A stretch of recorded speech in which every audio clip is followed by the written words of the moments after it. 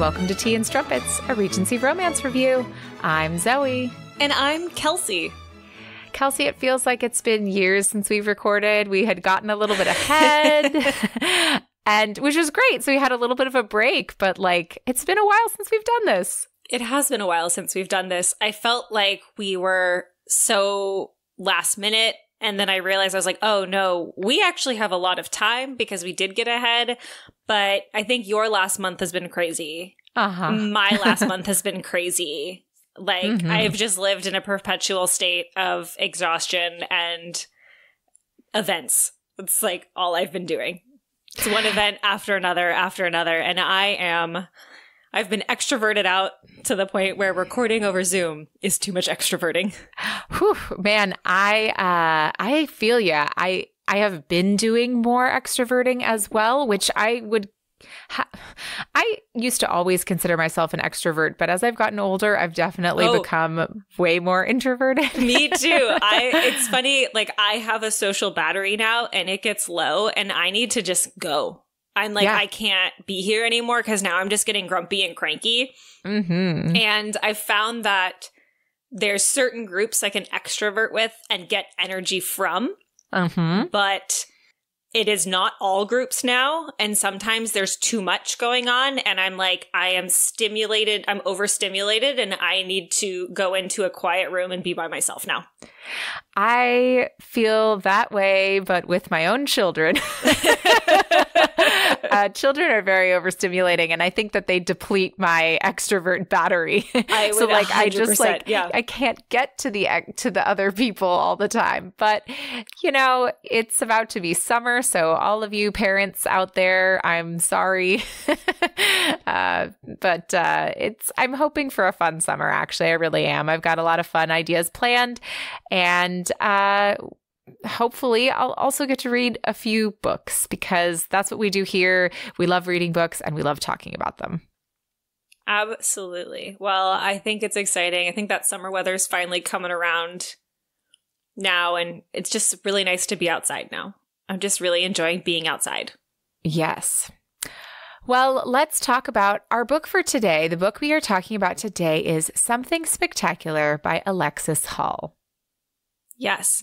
So this book is the second book in I don't know if it's going to be a duology or if there's going to be a trilogy. It's at least a duology now because there is Something Fabulous is the first one, I believe. Yeah.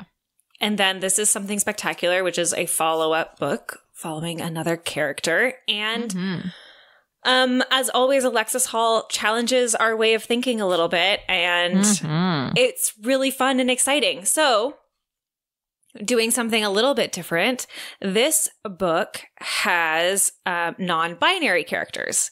And in fact, one of them is something called a castrato, which I obviously could infer what that meant, but I was very intrigued by this. So since we've already covered Alexis Hall as far as author facts go, we're going to have a nice deep dive history fact into what the heck a castrato is. And yeah. So, a castrato is a male singer who is castrated before puberty.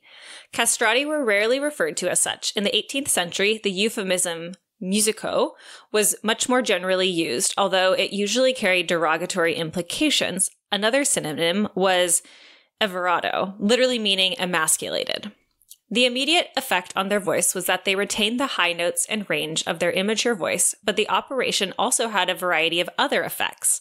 The means by which future singers were prepared could lead to premature death. To prevent the child from experiencing intense pain of castration, many were inadvertently administered lethal doses of opium or some other narcotic, or were killed by overlong compression of the carotid artery in the neck, which was intended to render them unconscious during the castration procedure. Now, yeah. Oh, it's horrible. This was kind of the overview. It's really, truly horrific. And this is done to boys around 9 or 10. 8 to 10. It's so just sad. Horrific. So sad. Yes. Now, the lack of testosterone meant that the singer's bones didn't harden. So their bones usually grew unusually long. So castratos were A, very tall, and B, had very large rib cages, giving them a vast amount of breath capacity, which, as an opera singer, you can imagine was actually very helpful. That's actually fascinating. What an interesting thing. I thought so too. Yeah. Still terrible, but very also fascinating. Really interesting. My goodness, yeah. Castrato singers, or castrati in Italian, could wow audiences by holding notes for a superhuman amount of time, as well as singing higher than a naturally matured male voice could.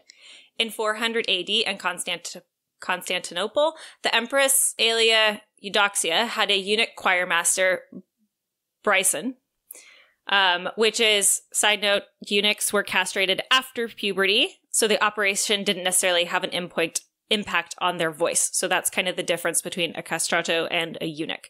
But castrato singers first appeared in Europe in the mid-16th century. In 1589, a papal bill was even passed ordering that young boys and falsetto singers of the choir of St. Peter's in Rome be replaced by castratos. Women were, basically they're like, you're better, this is better. Women were banned by the Pauline dictum, Latin. Translating to let women, let women keep silent in churches. See 1 Corinthians chapter 14, verse 34. Castrato singers appeared in Paris, Munich, and they also made up the high voice parts of the Sistine Chapel choir. The operation was never legal, however, so it would have been done by decidedly dodgy surgeons, and families came up with complex backstories to the accidents that had befallen the boys, from falling off a horse to being attacked by a wild boar. And in the book, Orfeo actually brings it up as in like, oh, you know, this situation, like, it was either from this or from this or from this. It wasn't actually what the terrible things they did to me, you know, so it actually is addressed this very passingly in the book, which I found funny because I read this before getting to that part. So I was like, oh, haha, context. Now, the training of the boys was rigorous. The regimen of one singing school in Rome consisted of 1 hour of singing difficult and awkward pieces, 1 hour practicing trills, 1 hour practicing ornamented passaggi, 1 hour of singing exercises in their teacher's presence and in front of a mirror as to avoid unnecessary movement of the body or facial grimaces, and 1 hour of literary study. All this, moreover, before lunch. After half an hour after lunch, half an hour would be devoted to musical theory, another to writing counterpoint, an hour copying down the same from dictation, and another hour of literary study. During the remainder of the day, the young castrati had to find time to practice their harpsichord playing and to compose vocal music, either sacred or secular, depending on their inclination. This demanding schedule meant if sufficiently talented, they were able to make a debut in their mid-teens with a perfect technique and a voice of a flexibility and power no woman or ordinary male singer could match. But the golden age of the castrati came in the 17th and 18th centuries when they became the stars of the opera stage. In the 1720s and 30s, at the height of the craze for these voices, it has been estimated that upwards of 4,000 boys were castrated annually in the service of art. Ugh. Castration was made illegal after the unification of Italy in 1861, but it wasn't until 1878 that Pope Leo XIII banned the church from hiring castrati. And the official end came in 1903 when Pius X declared, whenever it is desirable to employ the high voices of sopranos and contraltos, these parts must be taken by boys, according to the most ancient usage of the church. Alessandro Morsecchi was the last castrato to sing in the Sistine Chapel choir, and an astonishing recording survives of him singing, made in 1902. He would retire just a few years later in 1913 and die in 1922. So this recording isn't Morsecchi in his prime, but it's the closest we'll get to hearing a voice that has disappeared forever from the classical world. And I will link that in the show notes so you can hear it. And it is wild, my friends. Wild. Wow. I have like goosebumps to think about being able to hear that. I mean, there's such a huge implication from just the the schooling alone, right? And that much schooling and study with your voice. And also the theory. I mean, music theory is just, it's crazy, and it'll open up your brain as a musician to so many things. And writing music and being a part of all that, oh my gosh. Sounds extraordinarily rigorous. And I bet many boys died just from the, stress of the schooling and all of the things that could come from that, not just the procedures that they underwent. But I mean, then on top of that, there's the physical changes, with the hormonal changes that I'm going to have to go listen to that voice. Yeah. I mean, it's a historical record, and I would love to know what it sounds like. It is eerie. Oh, wow. It is eerie. Like, it's very interesting because, like, in the book, Alexis Hall writes, and Peggy is like, it sounds like the voice of an angel. Honestly, for me, maybe it's because I read about all this beforehand, but I frankly found it creepy and weird. I get it. It's just me. And so I also wanted to say, in context of this, there were some cases of Castrato marrying, not always. Obviously, they would not be able to have kids. That would not be possible. However, some chose to be married. As far as their ability to perform sexual acts, like, it's kind of been hit or miss, I think, depending on what. But again, it's more just the castration process was more not to take away anything, but just to, similar to like a vasectomy now, just you can't produce anything. So, but obviously they had to do it in ways that could be more damaging because it wasn't a quick procedure that we can do today. Yeah, and there was no sterilization, etc. Oh, yes. All terrible. Oh, and so humors, etc. Yes. Let's move on to our main tropes. So our main tropes today are wingman gone wrong and instant attraction. And our main characters are Orfeo and Peggy Delancey. Any trigger warnings? Are we good? Trigger warnings are not anything. I think, honestly, the history facts should prepare you for anything you might hear. We don't have any trigger warnings per se. However, I am going to preface before we start it. Peggy in the book is always referred to as a she. She refers to herself as a she. However, Orfeo is always referred to as they. Just so that everyone is aware, because Peggy does not feel necessarily one or the other. And she talks about that. However, she always refers to herself as she versus Orfeo is always they. And Alexis Hall has a great kind of forward in the beginning talking about like the language of gender and how they don't have those language things back in the time that this book is set, but he chose to go with they anyway for Orfeo. And I think like he says it best in his own words. So if you haven't read the book, I do suggest you don't skip over the forward. Well, Kelsey, shall we take it away? We shall. Peggy Delancey is feeling unfulfilled. She is unable to have a relationship with the woman she loves, and her heart is feeling very broken. She is realizing she wants to have what her parents have, a loving partnership where they can really be themselves. Peggy has also realized she enjoys living more outside of London, where she is not forced in dresses and to be a proper lady. She would much rather be in the country where she can ride, fence, and wear breeches to her heart's content. As Peggy is trying to figure out how to move on from Belle Tarleton, she receives a summons asking for her help on a very important matter. Belle insists that she thinks she has found a person whom she can fall in love with, someone who is spectacular. She is sorry she cannot love Peggy the way that she would like, but so far, Belle's never felt love for anyone and is honestly worried about being alone. Peggy reluctantly agrees to be wing woman to Belle, and that is how she finds herself at a musical and having to sit through opera. However, she is amazed when Orfeo sings their aria. She has never been moved by music before, but this is something else.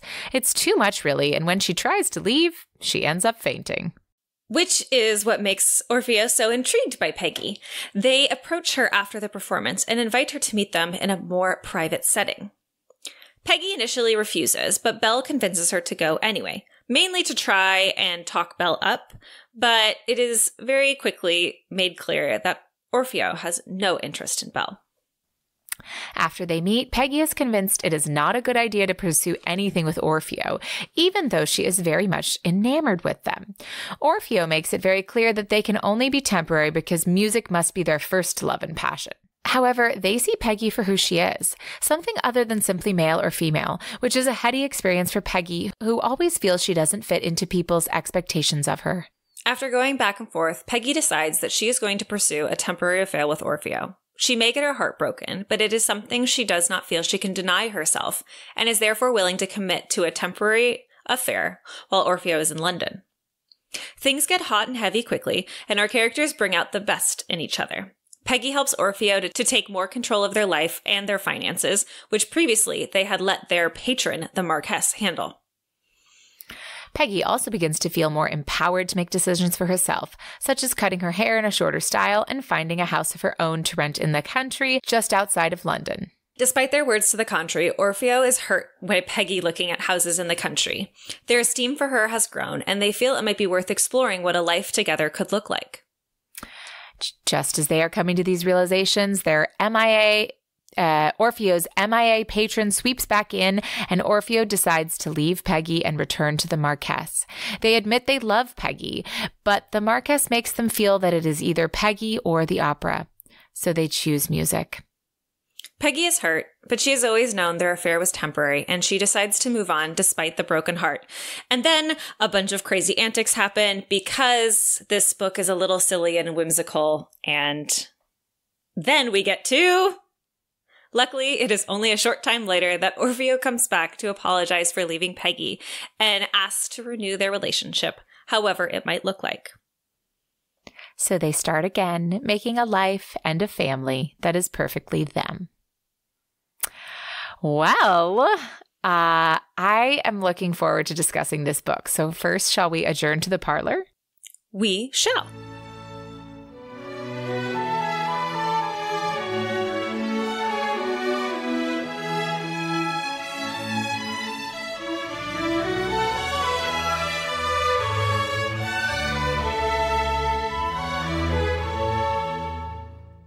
So I'd like to remind you all that we have a Patreon. I bet you haven't heard that in a while. What?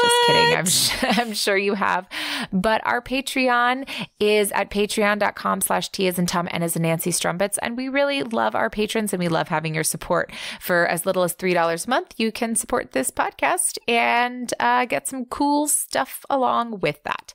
So check us out over there. And if you have not already and you are a patron, we have announced which book we are reading for our June book discussion. Fun fact, it's this one. So if you have not already, we really encourage you to pick it up. We are looking forward to talking with you all at the end of this month. Yeah, we're excited to find out your opinions because this book is a really interesting one.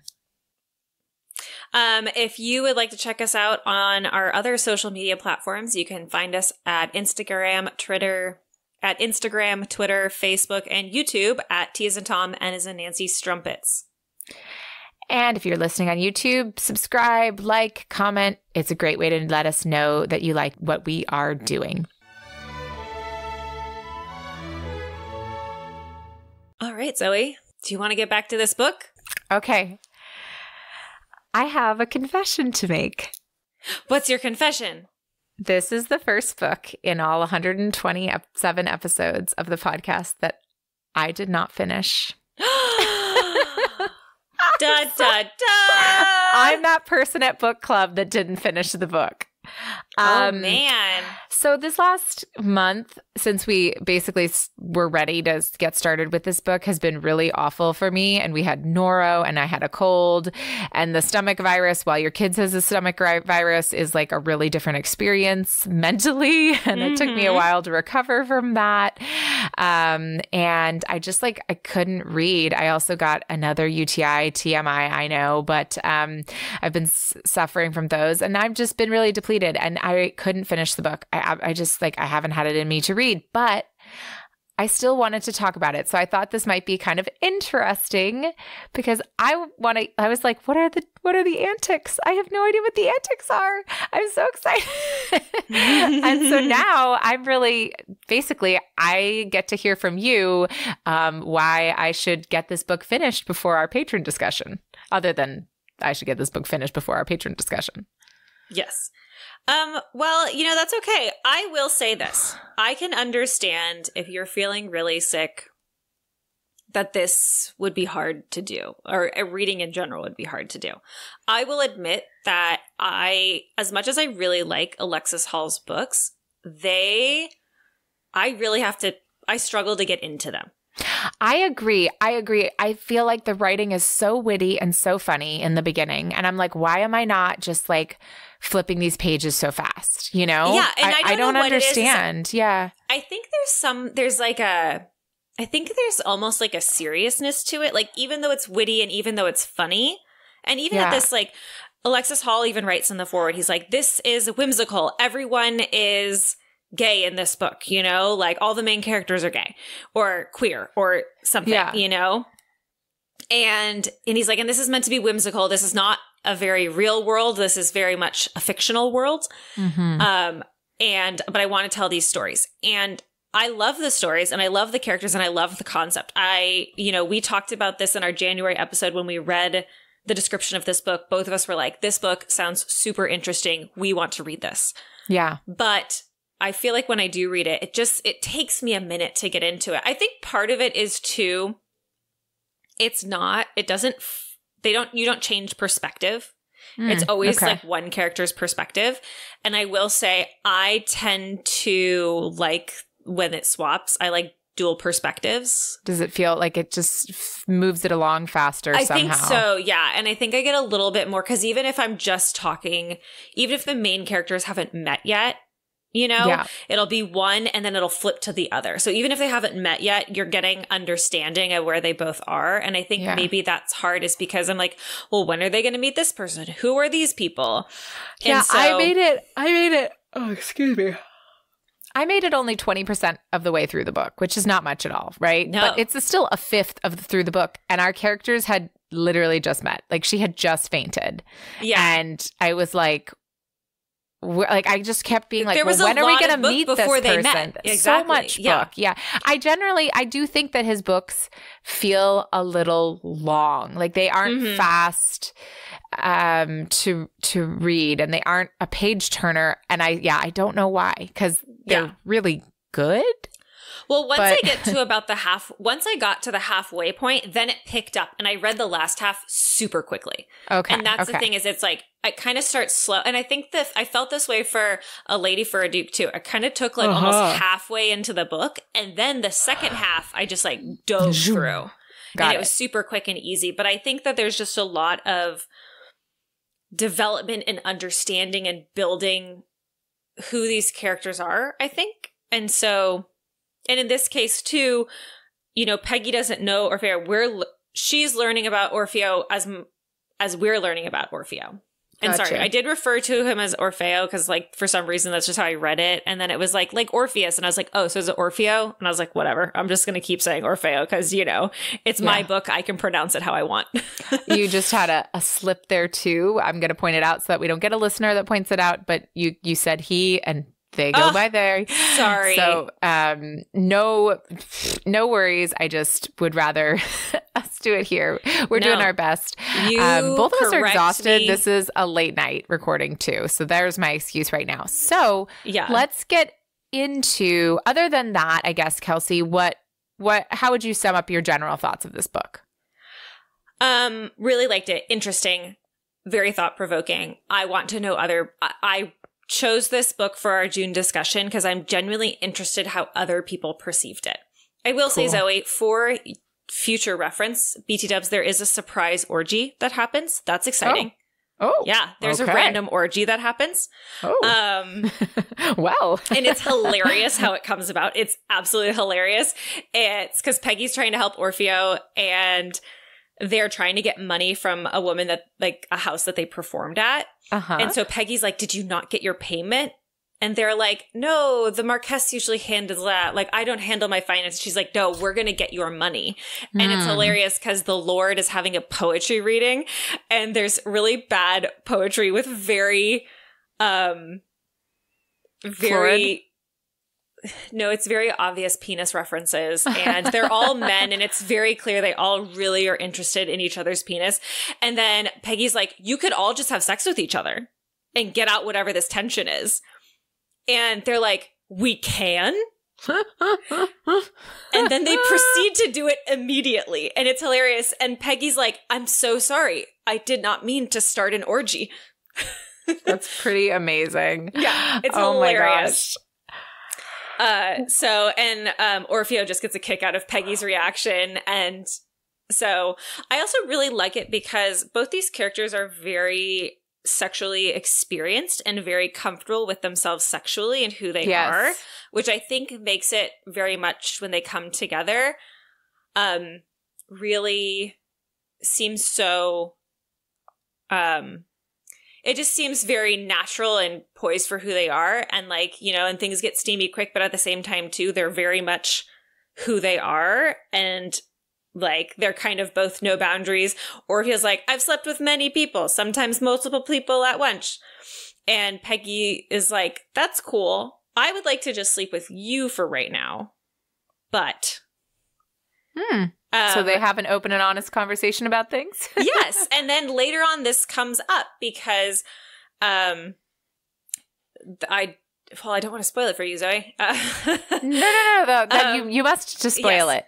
So later on, because one of the things Peggy wants is she really wants to try for a family. But obviously being with Orfeo, that can't happen. They're unable to provide that service. And that is something that Orfeo feels that they're not going to be suited as a partner for Peggy. Versus Peggy's like, no, I want to raise a child with you. Would I love to have my own child? Sure. However, we could always adopt a child. Yeah. And Orfeo's like, never thought of that. But then it's great because they have the couple from Something Fabulous take part in a lot of the things. And so Belle's twin brother, who is the main character of the first one, he's like, you could have a little me. And so then they basically agree that Peggy and Bonnie will try for a kid. However, their partners are involved in the process. Okay. So like they're present in the room with the two of them because they all felt that that was the best way that everyone could. And they talked it all out. To which even Peggy says to Bonnie's partner, she's like, if you are uncomfortable with this, you can say so. Don't let his excitement make you feel obligated to do this. And he's like, no, I think I was surprised. However, I do feel like I can. And she's like, if you would like to be there, I'm happy to have you be there. So, wow. You know, so like it's a very open and honest thing, which I just thought was so amazing. And I just loved it. Yeah. Like, I just loved the conversations and all of that. And it was not at all what I thought was going to happen, but. So interesting. Yeah, no, you're actually piquing my interest more to keep reading because I mean, I was going to keep reading at some point. It's really hard to read right now still. I just feel like so exhausted. And I know everyone's been there before, but like, go ahead. Oh, and then Belle kidnaps a friend because he's very gay, but he's agreeing to marry some woman that his aunt has picked out because she's been berating him. And so they kidnap him. And then they meet the fiance and they're like, you can't marry her because she's very pious. And they're like, you're going to not be yourself. And then he's all mad. But it's really funny because that's where Peggy is off chasing Belle with the kidnapping plot. Like Belle and Bonnie go and kidnap him, and then she and the Duke have to go find them and be like, why did you kidnap our friend? And that is its own hilarious journey. And then when Peggy comes back, Orfeo's waiting for her, and they tell her, I've left the Marquess. I want to be with you. So that's why I was like, things happen, but very quickly. Yeah. Because Peggy's very much on an own journey, and then Orfeo's like, yeah, I want to be with you. I realize, like, I want to try to make that happen. And so I've left the Marquess for good. Well, what would you rate our main characters? So let's maybe start with Orfeo.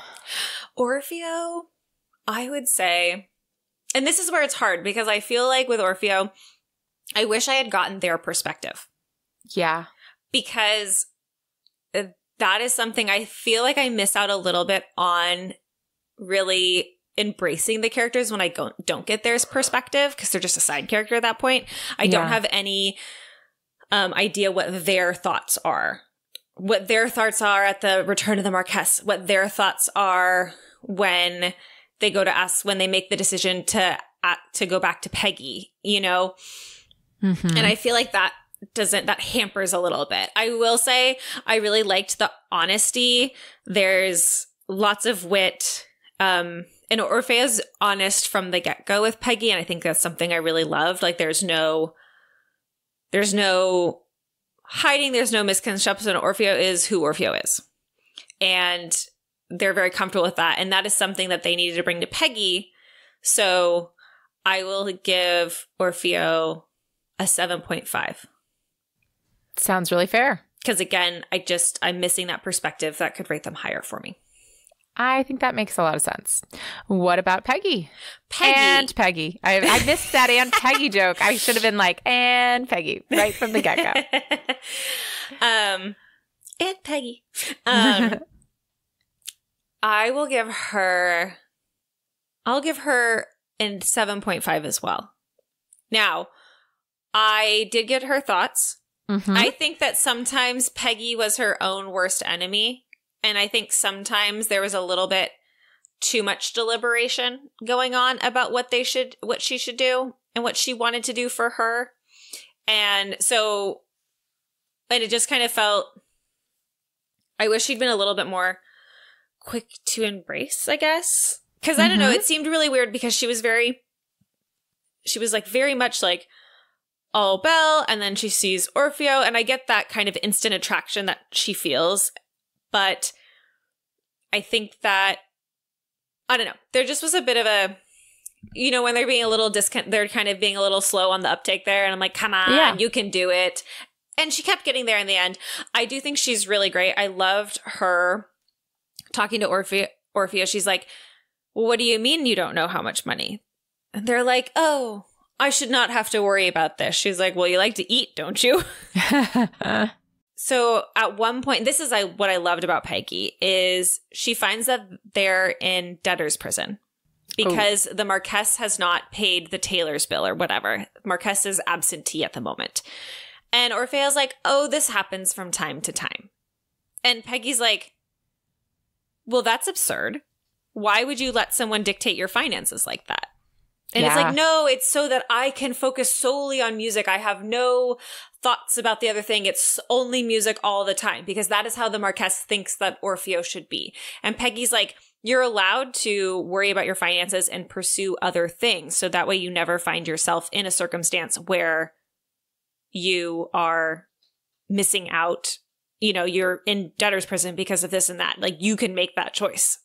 And that was really great, too, because then they meet some other side characters that then Orfeo decides to go into business with, and decides to be a patron of their own for a tailor's shop with the people that he met in debtor's prison. So that's really fun. Some other fun side characters there. Fun. Yeah. So, well, speaking of fun, do you have a favorite quote? I have one actually from the beginning, and it's very short, that I would like to share, because I just really enjoyed this moment, which is Peggy and her parents. And she's just feeling kind of heartsick.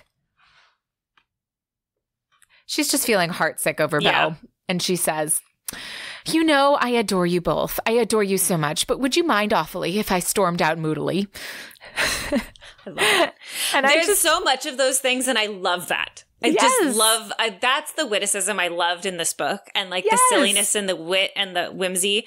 I'm going to read you a funny quote that I think is going to perfectly encompass what happens at this accidental orgy. Okay. But Lord Willoughby's Hyacinth. There is no Lord Willoughby, cried Algernon. It's always been your Hyacinth. My Highness, my Hyacinth. Yes, the one over there. Algernon pointed at the purple-crowned hyacinth that was, indeed, thrusting proudly from a pot upon Lord Pharaoh's desk. Although, in retrospect, I was probably thinking about your penis. And then this is a short little one that I highlighted. I actually highlighted a bunch in this. It's hard because I can't pull them all up at once because I read a physical book of this. And gotcha. So I had to actually just get a pen and underline things. So it's kind of hard to find them. I know. And then John was making fun of me. He's like, how can you do that without making super straight lines? And I was like, because I don't have a ruler and I don't feel like that's too much work. The fact that I don't have a highlighter is too much work at the moment. Well. Yep. Anyway, so this quote, and I think this is really great. Even if, as she'd lately come to understand, you couldn't write your own story in the margins of someone else's.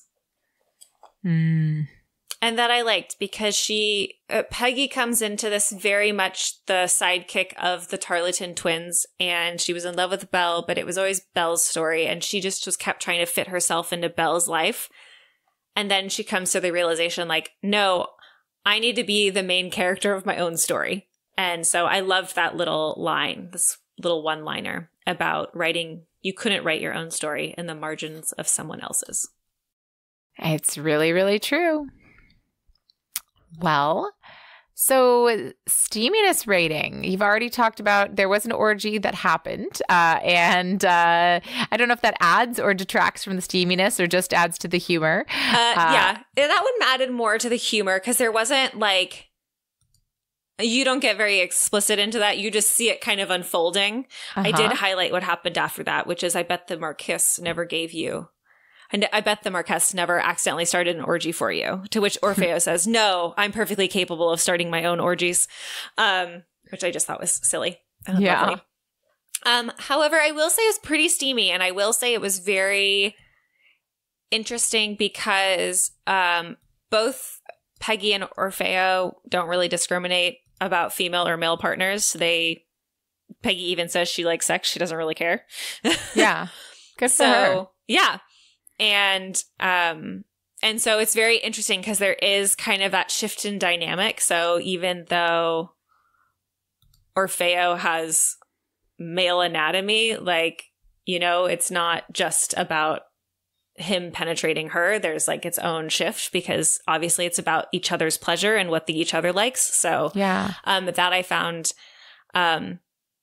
really great to read. So cool. I would say steaminess ratings, it's a pretty good cup of tea.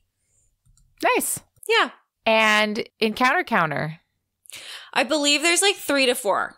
Gotcha. Again, like I said, I was reading a physical book, so it was a little harder to count these things easily. Yeah. So I'm going to just skip past our feminist recap. I think we've basically talked about a feminist book this whole time. Yes. I think this is a very pro-positive everything book. Yes, as it should be, as they all should be. So what would you give this book? What's your final book rating for this one? I would say this is an 8.5. I honestly, I want to go back and read Something Fabulous now.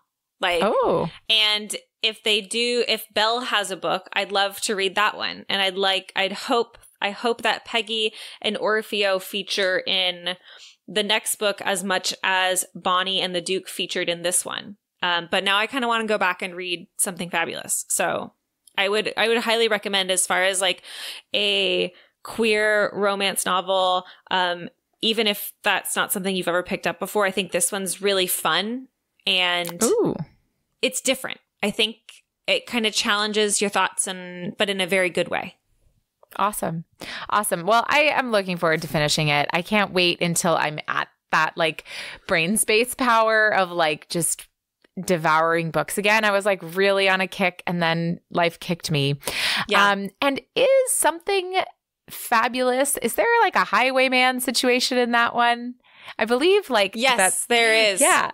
Which we are going to read a book about some highwayman stuff next time, but it's not that book. No, it is not that book. It is a different queer romance featuring highwaymen. Yes. We're going to be reading The Queer Principles of Kit Webb by Cat Sebastian next time. It is June. It is Pride Month. We always try to feature, queer books during this month and during other months of the year, but specifically, but definitely during this month. And I'm excited to talk about that one with you. I am excited as well. I had a really great time with that one. I then went on and read the one after that, which is the Perfect Crimes of Marion Hayes. Yeah. Yes. And that one was really good too. Yeah. So I was really excited about reading this one. I've had it on my bookshelf for almost a year now. So folks, this was why we chose The Queer Principles of Kit Webb. There were so many great books, some of which were just hard for us to do because they were coming out in June. And we're like, that's just too close a turnaround, but we want to read it. Yes. So we decided to read The Queer Principles of Kit Webb, mainly because it's been sitting on my bookshelf in my TBR pile for a long time. So I was like, perfect excuse to finally read this book. Yay. Well, thank you all so much for listening, and join us next time as we read The Queer Principles of Kit Webb. And may all your ever afters end happily.